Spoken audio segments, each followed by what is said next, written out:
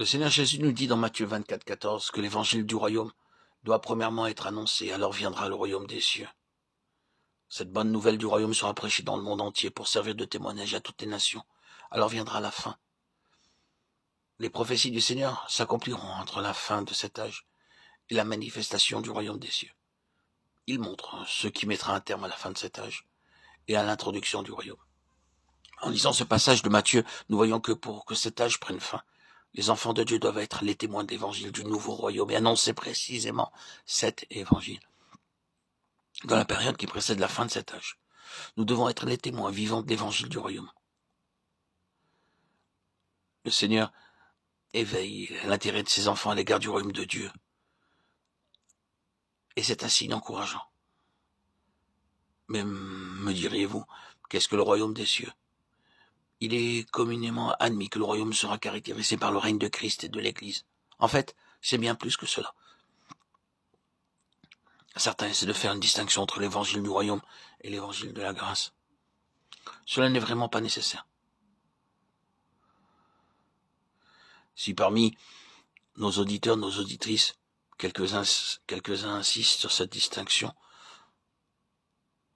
je pourrais alors leur dire que l'évangile de la grâce traite particulièrement de la bénédiction, alors que l'évangile du royaume est dirigé spécialement contre l'oppression démoniaque de l'œuvre satanique. De nos jours, il existe de nombreux concepts à l'égard du royaume, mais écoutons ce que le Seigneur Jésus déclare. Mais si c'est par l'Esprit de Dieu que je chasse les démons, le royaume de Dieu est donc venu vers vous. Matthieu 12, 28. Sans nul doute, le royaume signifie beaucoup de choses. Mais ce que le Seigneur dit dans ce passage de l'Écriture revêt la plus grande et la plus importante de toutes les autres significations. Le royaume s'oppose directement au Hadès. Le Seigneur Jésus déclare que le royaume, c'est chasser les démons. C'est-à-dire que par la puissance de l'Esprit de Dieu, les démons sont dépossédés et rejetés. C'est une explication très précise du royaume. Il y a une lacune fondamentale aujourd'hui dans les commentaires bibliques. C'est que la plupart des auteurs oublient de parler du Hadès. L'Église, dans sa position, son œuvre et sa prédication, a généralement oublié son ennemi, Satan. Ne savons-nous pas que Dieu a choisi l'Église pour résister à Satan, afin d'introduire son royaume? La première fois que le Nouveau Testament mentionne l'Église, il mentionne aussi le Hadès, Matthieu 16, 18.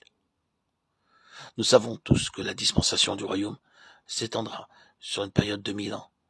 Mais quelle est la relation qui existe entre ces 1000 années et Satan?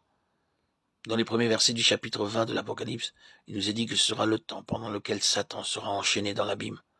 Ce sera un temps d'humiliation pour lui.